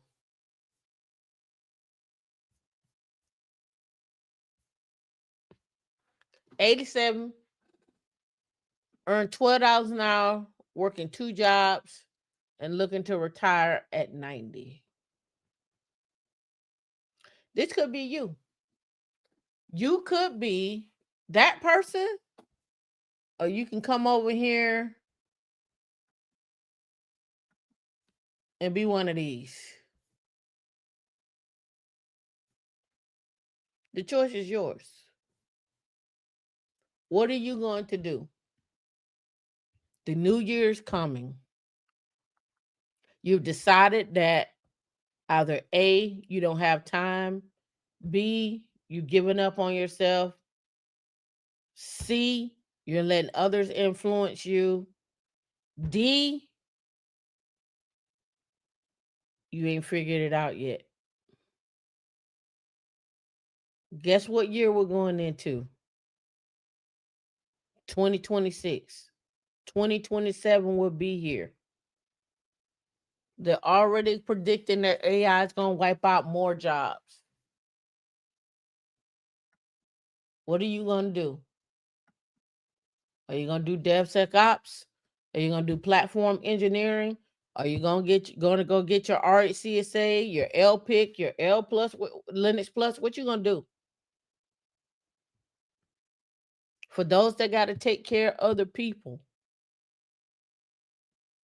I feel you, but don't stop.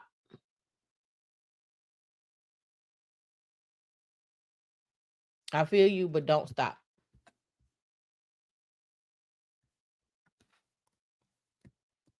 The choice is yours, people.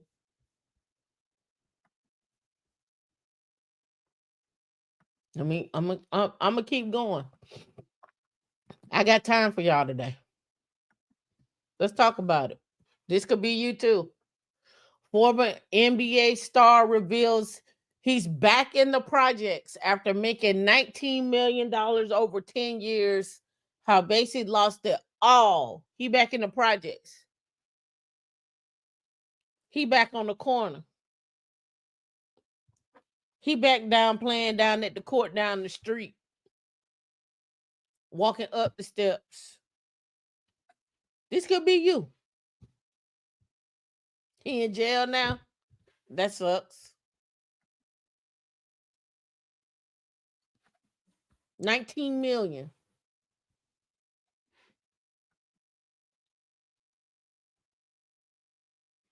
Now I got to run around broke. 19 million. This could be you. I'm just trying to give you a skill set that you can use anytime in your life.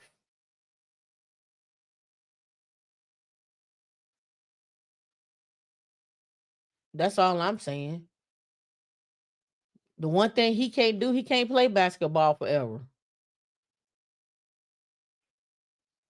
Your eyes get bad. You on the road, you a truck driver, you're 60, you got a bag back, you can't see, got glaucoma, cataract, bad heart, diabetes, foot swollen gout, can't get in and out of the truck, can't turn them wrenches, that's right. All you got arthritis, good old Arthur. Can't put your arm above your head, can't turn your neck. I'm just trying to get you something that you can just do this right here. That's it.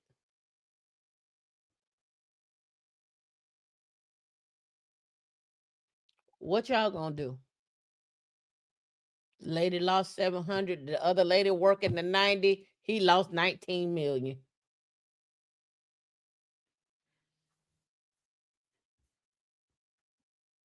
I'm just trying to get you to make a steady two to 500,000 for 10 years, maybe 15. Just a steady. Just a steady. Steady. I know. I'm telling y'all to be workers. My bad. We're gonna go with 200,000 for 15 years. That's about $3 million. If we did 300,000 for 15 years, that's 4.5. And let's say what's that? 500,000 for 15.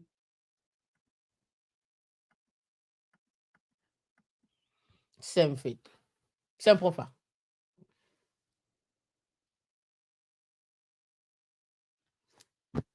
I can't make this up.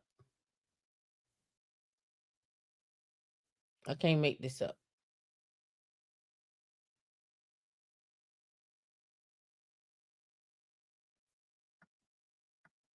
Meanwhile,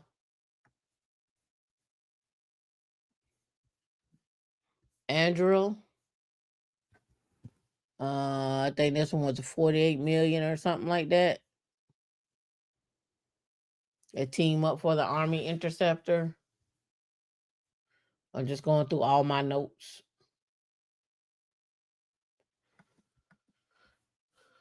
Let me show you this one. It's a job. Feel free to apply for it. Microsoft Alliance Driver Data and AI Director, 122 to 504. All right. 122 to 504. What you gonna do? You're gonna sit back. You're not gonna get any skills. You're not gonna add to. You're not gonna read. These last 2 weeks, go read. In fact, I'm glad I said it.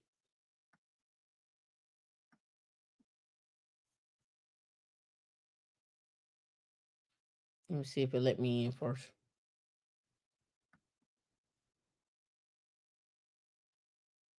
May have to sign out. Okay, yeah, it let me in.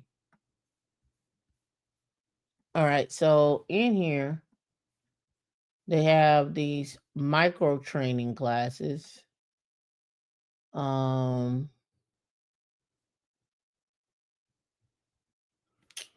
yeah, micro course right here.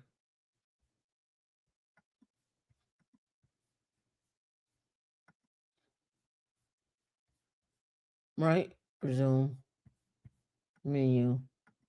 Right here. What is platform engineering? And then it goes through like what is platform engineering, complexities, infrastructure management, observability. But they had little micro courses at in the Linux Foundation stuff. So just thought I'd share that with you. If you can't take the big swings, take the small swings, take it in chunks and just chunk it up. Right? Take the small swings and chunk it up. Put it on your resume you're studying. Put it on your resume. Once you start mastering the skill set, go from there. Um, what is this one I was looking at today?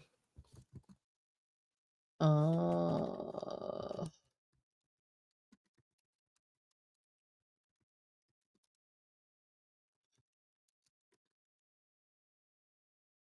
yeah. So right here. Hold on, let me see this because everybody been talking about this. It's about $40,000 for this thing, and I know I'm not gonna get. I ain't gonna be able to get it. Well, I might be. I might be able to get it. Let me see.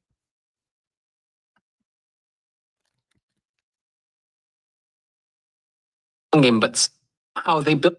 This is the Apple Apple gave me access to this Mac Studio cluster to test RDMA over Thunderbolt, a new Mac Studio cluster.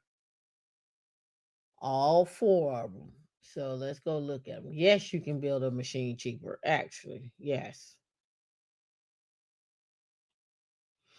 I read everything. So right now I'm reading about platform engineering. That's the next big wave after DevSecOps is platform engineering. Next big wave after with platform engineering is understanding. And this is something that I haven't. I want to do a show on this. Uh,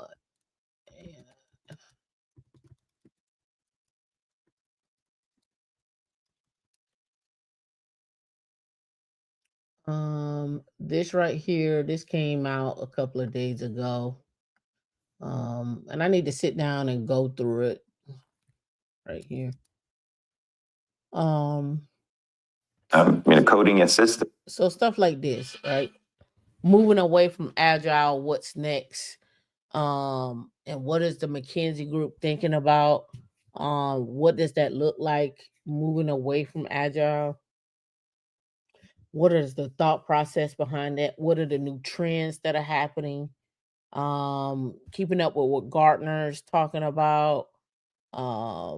Looking at using AI to build out workflows and testing and building your own LLMs. What does that look like? Like I'm looking at all of those things, right? So I read everything from stocks to Seeking Alpha to the Business Journal to reading stuff. Like I have oh, let me see. Where is it at? Oh, right here. A guide. I was looking at this. What is DevOps, the ultimate guide in 2026? What is that going to look like? What are people saying about DevOps from this perspective, right? Um, is that still a thing? How are we integrating DevOps with platform engineering? What are we looking at going forward when we're talking about, hey, I need to build out a platform. I need to utilize some tools with DevSecOps and AI. What does that look like? What skill sets do I need to have? Um, Let me go here. Uh,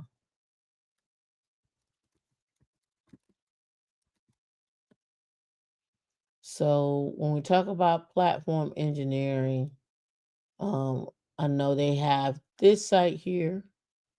And then they also have a certification. So I see more and more like Nvidia has a platform engineering cert and so forth. So again, what does it look like to get a platform engineering certification? Um what will be in that, right? So let's look at this. So we got it right here. I'll blow it up one more time there. So intro into platform engineering, how to build an IDP, the art of building golden paths, find the right abstractions, infrastructure, platform engineering. What does that mean? So to get into what is infrastructure platform engineering, why? So we can highlight this and we can come over here and talk about that. Um, IPE is the discipline of building and maintaining an internal self-service platform that provide developers with golden paths, standardized, automated, and secure workflows for building and deploying operating software, abstracting away complex infrastructure details to boost efficiency and innovation. Something that I'm working on now. So building out our own IDP. Why infrastructure platform engineering, vendor machines, and then homework on that. How to build your MVP, how to sell your MVP to stakeholders, how to communicate with customers. What does it look like to communicate to customers, internal and external? And then also just really looking at what does it mean to go out and have to do that on your own. So there's one is how do you lay this out internally at your job? Then two, how do you do this externally for yourself as a consultant? And how do you build yourself up for that so that way you can do a job, you can work a job as a platform engineer, but really you want to work it as someone consulting on building a platform because you want to get in and get out, right? So it will be something like a consultant for a platform engineer, right? So you want to be that person. See, platform engineering services. That's kind of what you want to fall under there. You don't want to be the person that's building the platform. You want to help guide them on how to do it and then go from there, right? Yeah, infra cloud. Perfect. Building future ready platforms. What does that look like, right? Doing something like this will be more up my alley, right? Because now I can get in and get out. So it looked like they got some get the platform engineering reference architecture, a book that they got right there. I wouldn't mind getting that book. But something like that. Here and you can look enterprise support. So they got Itio, Argo, Prometheus, K10s, Thanos, and then they got their solutions here. Kubernetes monitoring, managing K8s for you, serverless, like managing K8s for you. Like, oh, I manage your K8s platform for you. You don't need to have someone internal do that. We can do that for you. So that'll be something that you would as a consultant, you could do that as a consultant, right? So let's go back over to here. Do here. And let's look up platform engineering. And we're gonna put I'm just gonna put I'll put 300,000. All right, so principal data platform architect and NVIDIA distinguished keyword there. NVIDIA,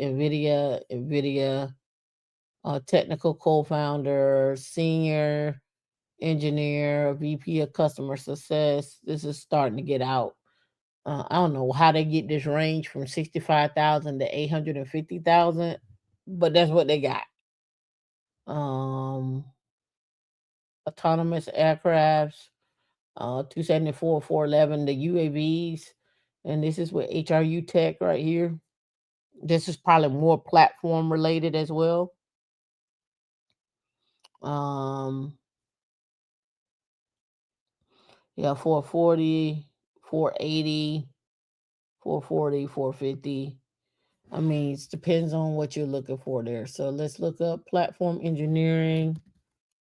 Um, I'm gonna type jobs here just to let's see what it pulled me back on. So they got some on their website. 140, 160, 270, 277. That's Canada. Full-time hybrid. Confluent. This is the one that IBM just bought. IBM just bought them for 11 billion. 310 to 372 security platform. Let's blow that up.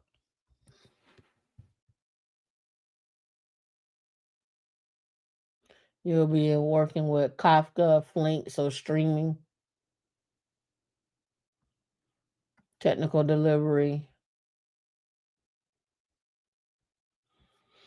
Be a part of the security platform, design and deliver high impact, hands-on experience on distributed systems, expertise in multi programming languages, Java, Python, Go, track record, blah blah blah. That's where you're at. I think this is going to be your next big thing there. So keep on the lookout for Usenix platform engineering. They probably don't have one. They probably focus on SRE.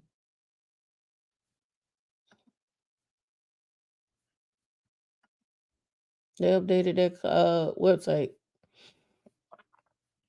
So it looks like they have, yeah, just SRE. They're gonna be in Seattle this year in March.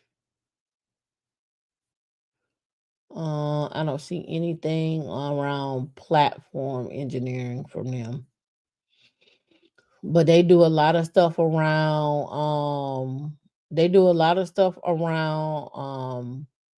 HPC and so forth and so on.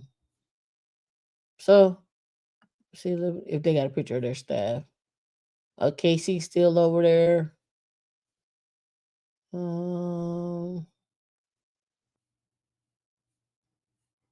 Oh boy's not there anymore. Simone is there. Oh, she got married.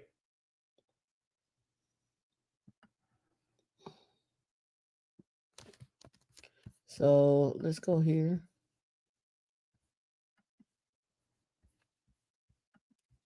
Let's go here. Let's go here. All right, so Casey, she's been there, Usenix 23 years.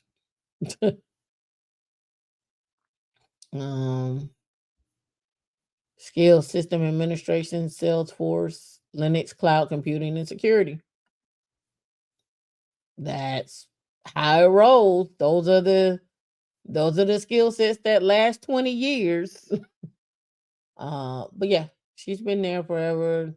Doing a lot of uh of Linux and internals and SRE and so forth. So again, I'm just trying to figure out what you guys gonna do. Are you gonna be on the sideline? Or are you gonna get in the game for 2026? 2026 is gonna be the year where I think we're gonna see a lot more people specialize. That generalization that people have been doing, like, hey, I'm just gonna be I'm just like, I think AW all the cloud stuff, I think that's cool. But I think it's gonna be even more specialized than just the cloud stuff. I think it's gonna be like you're gonna have to have some AI behind you, platform behind you, and understand that. Those cloud skills are just gonna be the baseline to get in. See, do you know any places hiring entry level sysadmin past RCA? Got to help this job for 6 months now. I would honestly, I would go look at Red Hat. Honestly, I think the Red Hat is a good stepping stone just to get started, and let Red Hat get you a clearance and build up your skill set, and then jump ship. That's my thoughts. You can go work at Susie too. Susie is also hiring. Right. Um, but yes, any of the data centers are hiring, right? Everybody got data centers. All these data centers going up, trust me, they need Linux people, right? All those data centers, I'm not sure how you're looking, but those where I will be looking at. Let me look.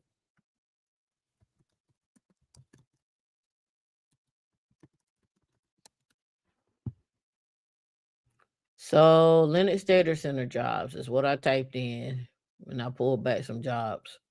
So Indeed said they got 1,300. Red Hat got some stuff. These data centers job here. Data center Linux engineer. So that's why I was started. Amazon had some data center technician. That's why I would look at. All these data centers going up. Somebody got to do the work. There's no way you can not be employed with a data center job. There's just too many of them. And I was also looking at private equity firms because a lot of them own those data centers as well too. So I would look there as well. Places like Equinix.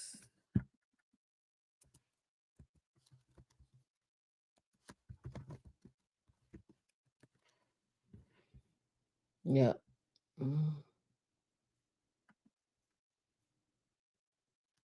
So I would look at these places here. Equinix. I'll be looking at them. Working with data centers and so forth. So they got 288 jobs there. Find something that works for you. Those are not the Red Hat is not a clearance job. I mean, that's just a company. IBM, Red Hat, those are just companies.